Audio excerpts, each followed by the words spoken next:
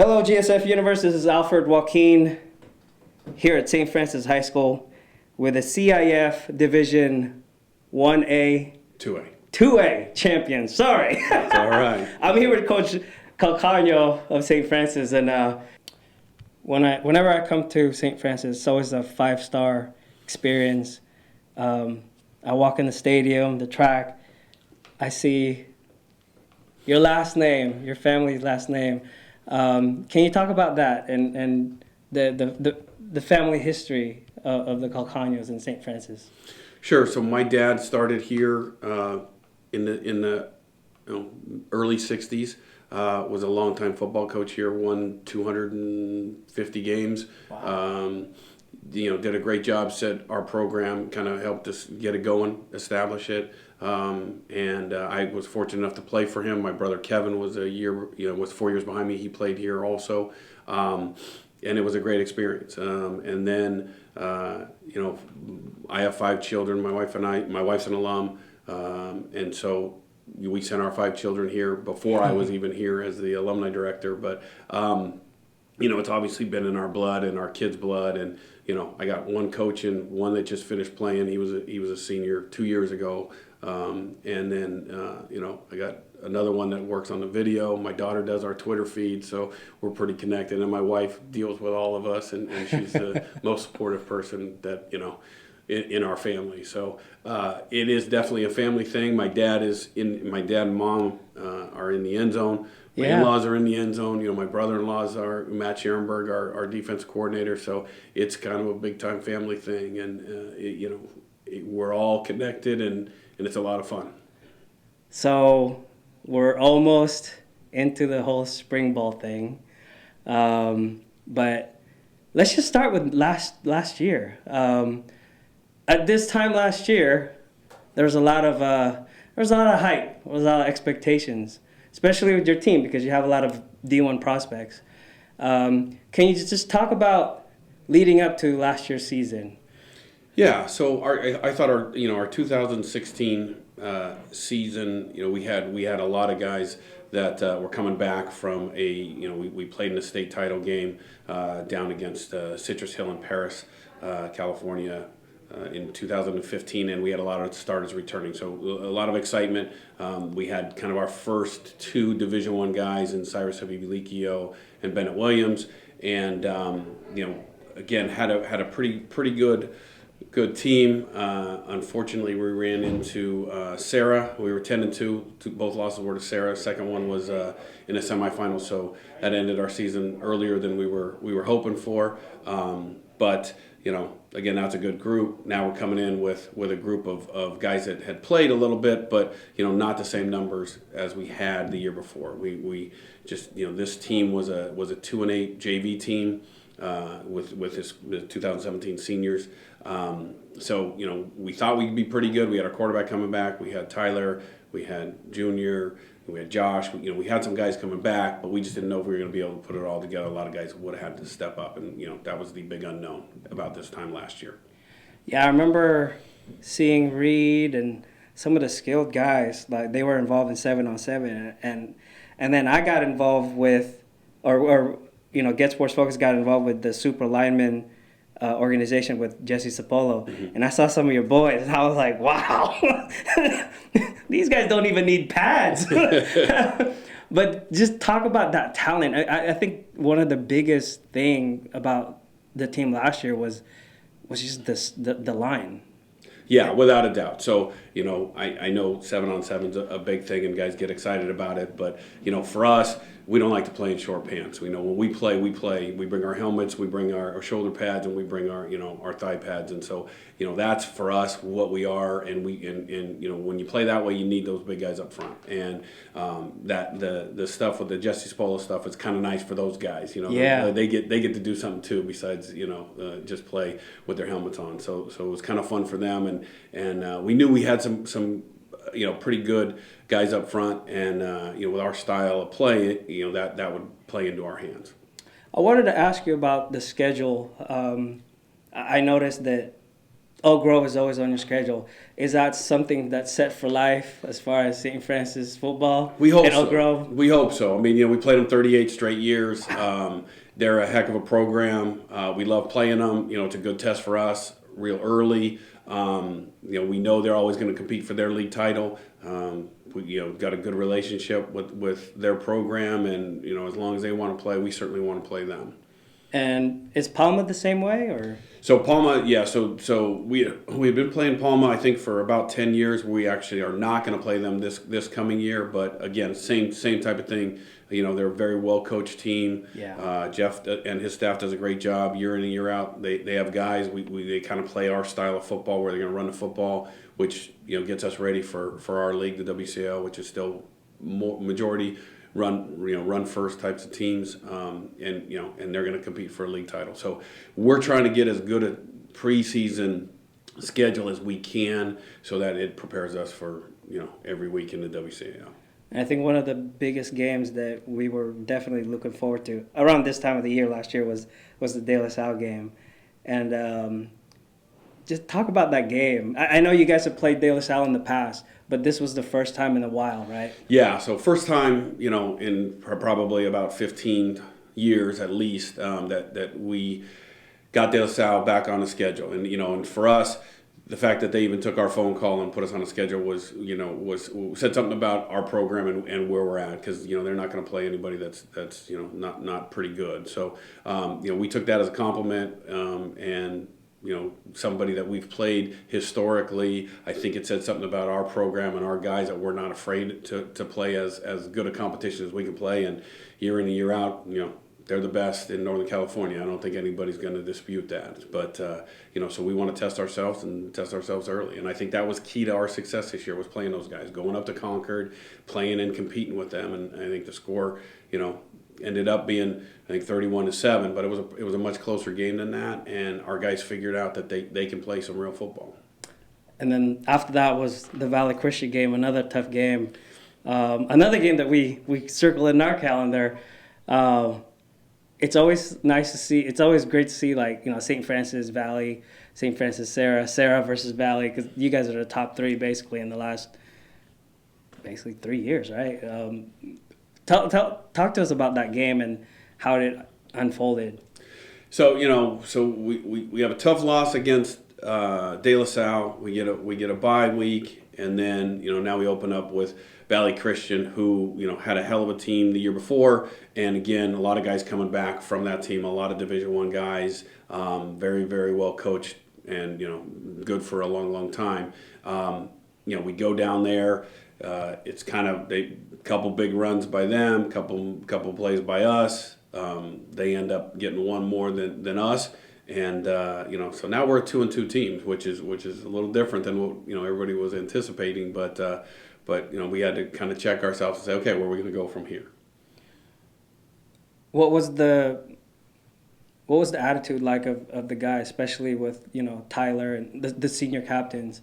Were they, did it kind of refocus their attention to the ultimate goal, or? I think so. I mean, I remember going into the next week we played Sacred Heart, and went in on Monday morning or Monday afternoon after practice or before practice. We have a chalk talk and we watch film, and so had everybody together. And I wrote on the board, 2-2. So we're a 2-2 team. So we're a 500 team. And I know we thought we were going to be pretty good. Well, right now we're a 2-2 team. And so now we have a decision. We can either stay at 500 or, we got to get on a roll and compete if we really want to do the things that we expect this football team to do. And, and I think a credit to our seniors. They did a great job. Tyler, Reed, Hulu, Lucas Andrighetto, Alex Waddell, a lot of guys stepped up and took our young team that playing a lot of juniors. Lucas was the only senior that was playing. The rest of them were all juniors. Maurice Wilmer, aka Momo, he had a really good junior year. Yeah. He was definitely one of the standouts. Talk about him and the contribution that he made. So he played, never came off the field on defense, was a corner for us, and then played wide receiver, most of the time also. He's a big athletic kid, very physical, very smart football player. He's going to be a good leader for us next year. He already is. And three-sport athlete. So, Yeah. turns his stuff in, goes and plays basketball, starting point guard, even as a sophomore, and then now he's playing baseball. So a three-sport guy, comes all the way from Brentwood, drives in, every day, very good in the classroom, looking at the Ivies and Stanford. So, he kind of does it all as far as, exactly what you want from a student athlete. And then you have Josh. And we have Josh. Josh is, another smart guy. Another smart guy. Another. He's a two-sport guy. He's a baseball guy also. Great kid. Very athletic. Started for us as a sophomore. He's getting a lot of attention in the recruiting, circles. But his biggest thing and best attribute is he plays St. Francis football. Don't worry about the next level. That'll take care of itself. But he's all in for what we're doing, and we expect a lot from him, and he'll certainly be another one of those leaders for our football program next year. And of course, I got to ask you about Evan. Again, the kid can play. Yeah, he can flat out play. If you've seen us, especially towards the end of the year, he was good for about 2 touchdowns a game. And again, we don't throw it a lot. So, but he just finds a way. Unbelievable ball skills, competes his behind off, and again, we wish the Williams family had a lot more kids because we got both of them in there. And Bennett, his older brother, was a pretty darn good player. Yeah, I remember. But just to stay on track with the season, CCS against Sarah obviously didn't work out. But you guys took care of business in NorCal. Yes. Yeah. And state. One question that I wanted to ask you is, do you think the section titles and the league titles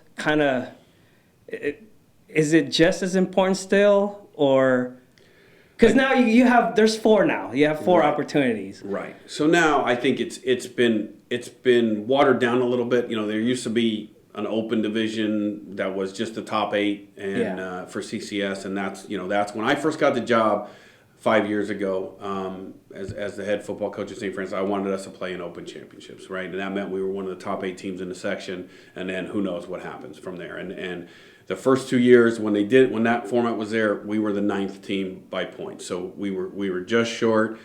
We just didn't take care of business the way we wanted to, but that was always our goal. Then they expanded it, and they've added now more opportunities to try to get, more teams out of our section to play in NorCal and then hopefully state title games. So, we'll play in whatever format they tell us. It does change a little bit, us losing a section game and still being able to go on, is kind of counter to what most people think. But at the end of the day, if those are the rules, and they're gonna ask us to go, we're gonna go and represent our league and our section as best we can. And fortunately, we've done that. And I think that most people would recognize that we were one of the top teams coming out of the section, even though we lost to Sarah in a 31-30 battle. That was probably one of the best games most people have seen, high school football games. Definitely. But going into state, how close were you following the weather report? Not close enough, obviously. So, kind of a funny story. We get there. I'm kind of a nut as far as getting to the game. As make sure we try to account for as many things. And you guys possible. were the first game. We were the first game. Yeah. So we had a Saturday game at noon, and I think we left here about 7:00, so we could get here in time and no other issues. And we got up there, I'd say about 9:30, and. They showed us, we got off the bus, they showed us where to go, and then one of the guys said, okay, you're the head coach, you need to go meet with the CIF guy, the top guy. So I meet him. Hi, I'm Greg Calcagno. He says, hi, I'm Ron Nichetti. Just so you know, we may not be able to play this game. The winds are so crazy. I got sideline benches helicoptering off because the wind's so bad. I got stuff falling off the press box. We may have to move it to Sunday or push it back.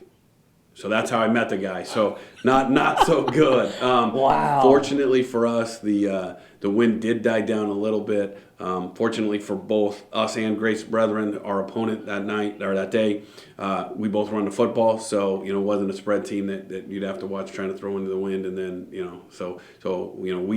we actually it's something. It's a great story for all our kids and for our coaches. Yeah. As far as that win was pretty incredible.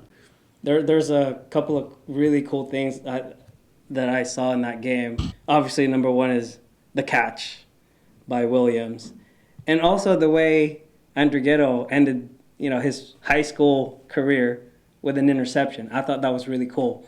But just talk about that game, and I mean, it was an emotional game. I saw kids crying. You were teary eyed.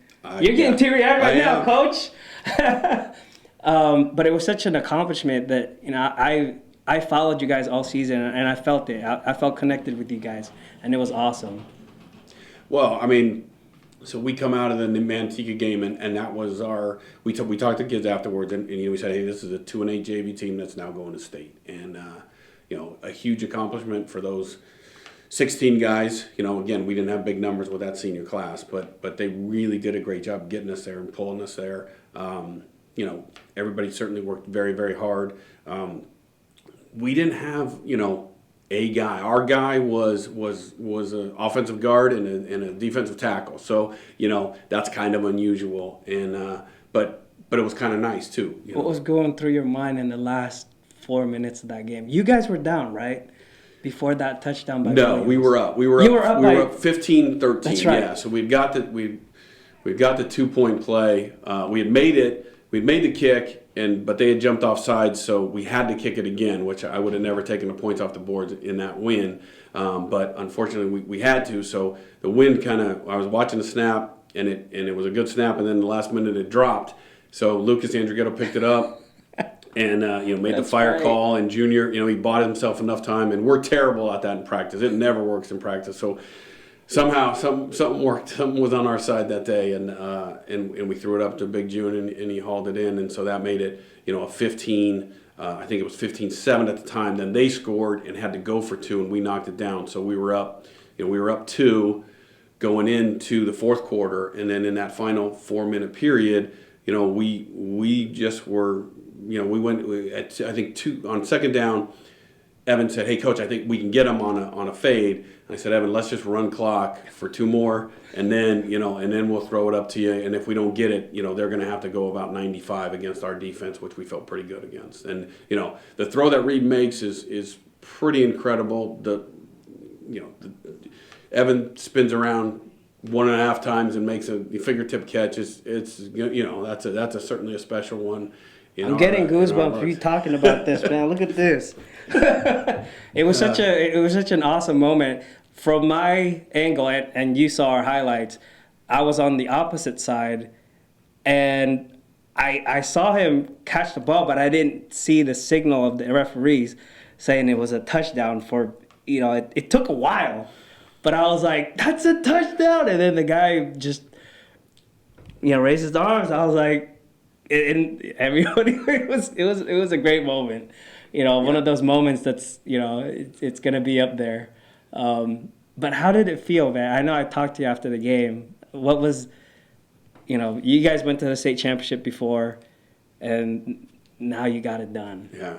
Well, we still hadn't been done. So then we had, we kicked off to them. Oh, that's right. That's right. And they had, they still had a chance. And as a coach, until that thing says 0, you're still nervous. You're still trying to coach them up. And, but like you said, Lucas Andrighetto, sealing the deal with that pick at the end. I think Lucas probably had his best day, in the state championship game. So, and he had played very, very well for us, but he played unreal that night. And, and for him to make that catch, and all the Andrighettos that have come before him and played for us, it was pretty special for him to seal it. I wanted to ask you about that too, because I know that there are other brothers, or are they all brothers? Yeah. Well, okay, there's two older brothers. So there's 2 cousins that have played, Anthony and Dante, and then Dominic, Alex, Lucas, and then fortunately for us, Nico is an 8th grader, so he's coming here next year. So I met him last February. yeah. I saw his last name on the jersey. We covered the One Vision All-Star game, and I saw this name, and I was like, gotta be related. But yeah, I noticed they all were 31. Yeah. So what's the story behind that? So the story...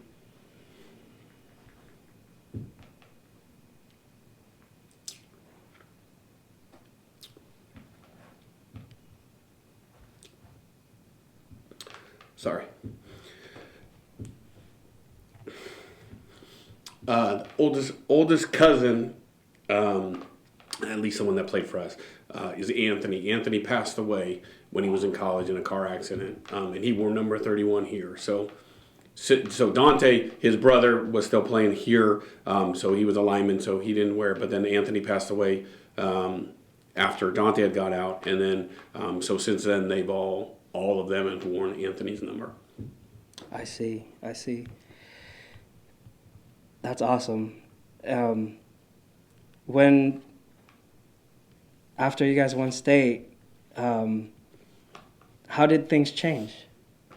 As far as the rest of the younger guys, now the goals are a little bit higher now. I don't know. You ask our guys, and I mean, I don't know. My job now is, and as coaches, our job is to, we got to start from ground zero because now, we've spent.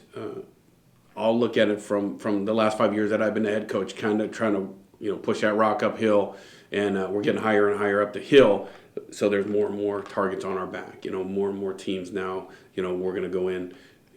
Right or wrong, we're going to go in as the favorite, and people don't like that, so they like to knock those guys off. And so, we're going to have more targets on our back. We're going to have to work that much harder, and I think our guys need to understand that. We're not just going to show up and everybody's going to go run and hide. They're going to want to take their best effort and try to knock us out.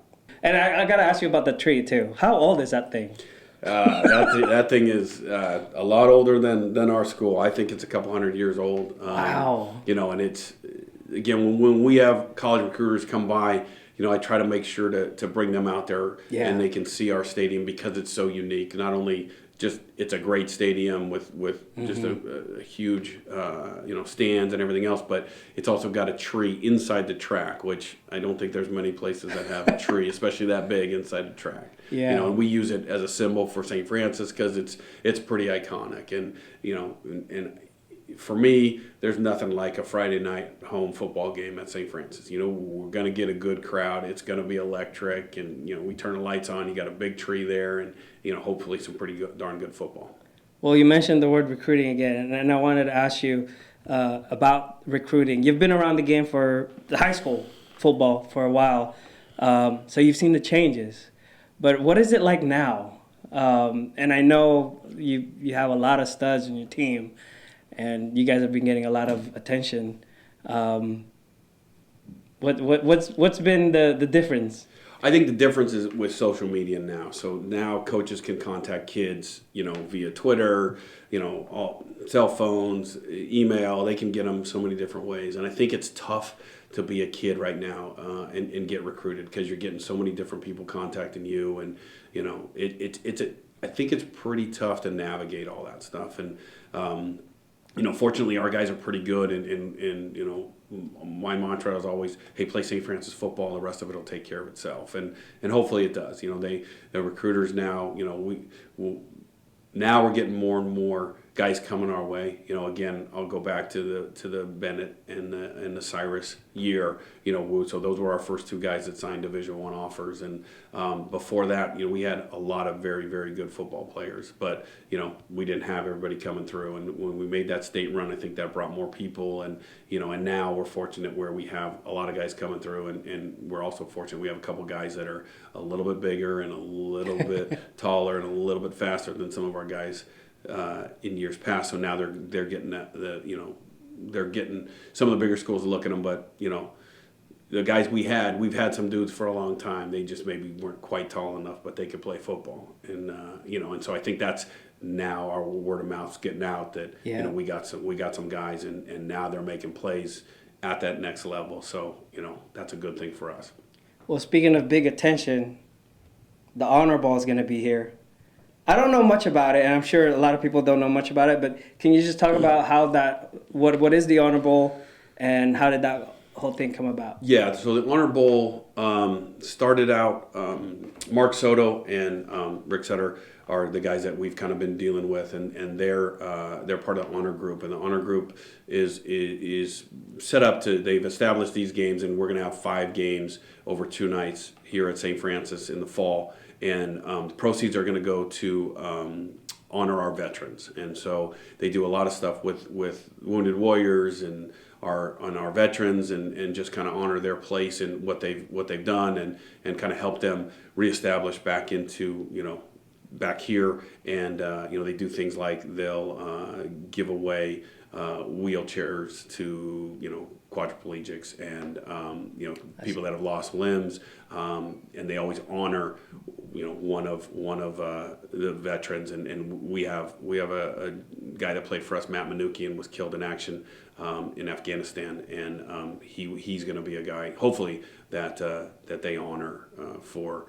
our game on, I think it's August 24th or 25th, whatever that Friday is. And that will be against De La Salle. No, that game is going to be against Notre Dame Sherman Oaks. So another Holy Cross school that's coming up from Southern California. So we'll play them this year in that game, and then Oak Grove, I think, plays Del Oro, and then Gilroy plays Brentwood, Mitty plays Oakdale, and Sarah plays J. Sarah out of Gardena. So it's going to be an action-packed weekend. Yeah, it's going to be a heck of a weekend. And it's all going to be at our facility. So it had been played down in San Diego. The 49ers are now helping to support it, and so they wanted to bring it up to Northern California. They called us. Fortunately, our AD, Michael Pulowski, did a great job selling it internally, and we're going to host some awful good football teams here that weekend, and we're excited about it. So that's kind of like state championship format, 5 games. 5 games, 2 and 3. Two on Friday, and then 3 on Saturday. Yep. Wow, that's awesome. Oh, definitely going to be here. And finally, before I let you go, I wanted to ask you about just being a coach here at St. Francis, and maybe mention some of the people that you want to thank. Okay, so being a coach at St. Francis, again, something like you mentioned, my dad's name's on the stadium. Never in my wildest dreams did I think that I would be a head football coach at St. Francis, but sometimes things just end up happening, and I'm very thankful for it. I'm thankful for Michael Pulowski to 5 years ago he offered me the job. I love our coaching staff. Those guys have been with us. This year coming up will be our 3rd year without one person changing. Knock on wood. We've had 15 guys for 3 years in a row. That's unheard of in high school football. Wow. And I think that helps with our consistency. So, first, I want to thank our players. Secondly, I want to thank our coaches, for all that they give to our program and to me personally. I want to thank the parents of our kids because, we got them for a long time, and they got to have trust in us, and they do. And they're very, very supportive of what we do. I'd like to thank all of our administration too. We are a football school. We pride ourselves on that. St. Francis Football School, and there's nothing wrong with that. We can do a lot of good things, in all areas, and we should never shy away from the fact that, we're good at certain things, and, we want to continue to be a good football school. And we need the support of the administration for that. And bringing things in like the Honor Bowl, that's a perfect example. I want to thank my family because they give up a lot of time from their dad, especially my wife Ann. She's the coach's wife. They're definitely a different breed, and she does a great job being there for me, for my kids, and for all of our kids. The other 65 kids that wear brown. They do a great job, and she's very, very supportive of me. Excuse me, gosh. And my family in general, they put up with a lot. Their dad's a pretty crazy guy, especially during the fall. So definitely thank them. But and our coaches are phenomenal. We meet on Sundays, so we're 7 days a week. And hopefully we go long. It's a long season. We're from August to all the way to whatever we were, December 15th or 16th this year. So, their families too give up a lot. So not just my family. So thank all those folks. Well, Coach, and I want to thank you for making the time to sit down and tell us your story. And it was a special season, and we look forward to seeing you guys in the 2018. Thanks a lot, Alf. I appreciate all you guys do for us and all the coverage. And I know you got a lot of options and a lot of things pulling at you. And we love it when you're at our games and putting those things out, those videos out. Our guys love to see it. So thank you. It's awesome, man. Thank you.